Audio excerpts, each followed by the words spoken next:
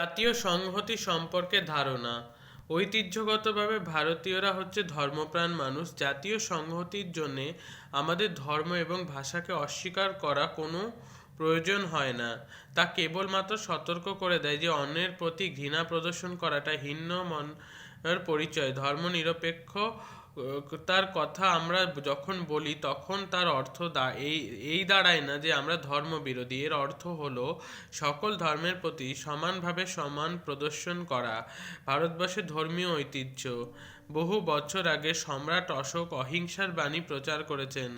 রক্তাক্ত কলিঙ্গ যুদ্ধের ভয়াবহতা দেখে তিনি বলেছিলেন, হিংসা দিয়ে রাজ্য জয় করবার পরিবর্তে মানুষের হৃদয় জয় করাটাই প্রকৃত ধর্ম। অশোক তার মহাবাণীতে বলেছিলেন, আমরা আমাদের নিজেদের ধর্মকে ঠিকমতো শ্রদ্ধা করতে পারবো না যদি না আমরা অন্যদের ধর্মকে ঠিকমতো শ্রদ্ধার চোখে দেখতে সমর্থ হই। জৈন ধর্মে অহিংসার মূল প্রতীক হিসেবে বিদ্যমান। খ্রিস্ট ধর্মের মর্মবাণী হল, নিজের মতো করে তুমি তোমার প্রতিবেশীকে ভালোবাসো। ইসলাম ধর্মও বলেছে, তুমি কি তোমার সৃষ্টিকর্তাকে ভালোবাসো? তাহলে ভালোবাসো মানুষকে।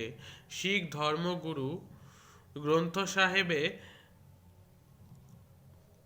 এই শিক্ষা দিয়েছেন, প্রতিটি মানুষ হচ্ছে তার সন্তান, তিনি হচ্ছেন সকলের, তিনি পৃথিবীর সর্বত্র বিরাজমান।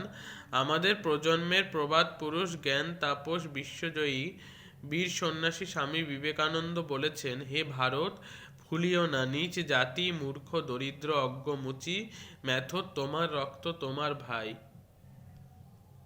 আমি মুসলমানদের মসজিদে যাব, খ্রিস্টানদের গির্জায় প্রবেশ করে ক্রুশবিদ্ধ যিশুর সামনে নতজানু হব, বৌদ্ধদের বিহারে প্রবেশ করে আমি বুদ্ধের ও তার ধর্মের শরণ নেব, আবার অরণ্যে প্রবেশ করে হিন্দুর পাশে বসে ধ্যান মগ্ন হব।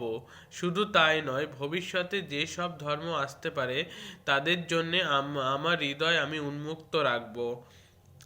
কবি কাজী নজরুল ইসলামের ভাষায়, মোরা এক বৃন্তে দুটি কুসুম, হিন্দু মুসলমান, মুসলিম তার নয়নমণি, হিন্দু তাহার প্রাণ। জাতির পিতা মহাত্মা গান্ধীর ভাষায়, ঈশ্বর আও আল্লাহ তেরে নাম, সবকো সম্মতি দে ভগবান। প্রতিটি ধর্মই হচ্ছে মঙ্গলময়, প্রতিটি ধর্মই হচ্ছে মঙ্গলময়। যত মত তত পথ। প্রতিটি ধর্মই হচ্ছে বিভিন্ন রাস্তার মতো, যা শেষমেশ এক জায়গায় এসে পৌঁছায়। ধর্মনিরপেক্ষতা হলো আমাদের ঐক্যের ভিত্তি। সাম্প্রদায়িকতা, বিভেদ, বিদ্বেষ আমাদের ঐক্যের পরিপন্থী।